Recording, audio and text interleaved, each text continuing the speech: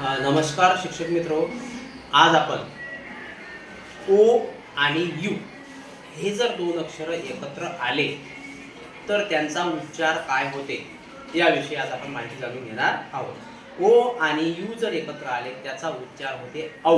काय होते? औ। समजा बघा या ठिकाणी आता विद्यार्थ्यांना समजा बी ओ यू आहे समजा, मग याचं काय व्हायला पाहिजे? काय व्हायला पाहिजे? यस ओ यू आहे याचं काय व्हायला पाहिजे? साऊ। समजलं तुम्हाला? आता या ठिकाणी बघा ओ यू याचा काय आला? आऊ। टीचा काय शब्द झाला? यस ओ यू चा काय होते? साऊ। याचा आऊ होते, यस लागला साऊ आणि टी एच चा काय झालं तयार? साऊ। बरं एल ओ यू चा काय होईल? लाऊ आणि डी चा काय झालं? लाऊंड। एन ओ यू चा काय होईल मग? नाऊ। एन चा काय झालं? नाऊन। एम ओ यू चा काय होईल? माऊन। टी एच चा काय झालं? माऊन। चला एस एच चा श होते, काय होते?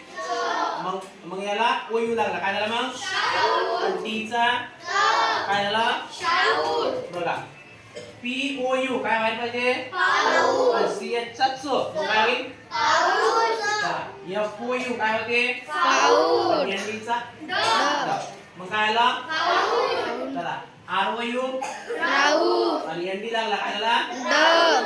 ड। एस ओ यू काय होते? साऊ। एन डी लागला ड। पी ओ यू चा काय होते? पाऊन। एन डी लागला ड। सी ओ यू साऊ आणि एन डी लागला पाऊन। तर अशा प्रकारे आज आपल्याला विद्यार्थ्यांना एवढं सांगायचं आहे की जवळजवळ जर ओ यू हे जर दोन स्वर असले, दोन अक्षर जर असले तर त्याचा उच्चार काय होतो? औ। काय होतो? औ। तर विद्यार्थी मित्रांनो आपल्याला पुन्हा एक वेळ सर्व शब्द म्हणून घ्यायचे आहे। चला पहिले म्हणा आऊन, साऊन, लाऊन, नाऊन, नाऊन, शाऊन, पाऊच, पाऊच, राऊन, साऊन, पाऊन, काऊन। Very good. तर अशा प्रकारे जर आपण विद्यार्थ्यांना जर शब्द दिले तर निश्चितपणे विद्यार्थी त्याचे जे उच्चार आहेत ते उच्चार अचूकपणे करतील। तर आजच्या दिवशी आपण इथंच थांबूया। धन्यवाद।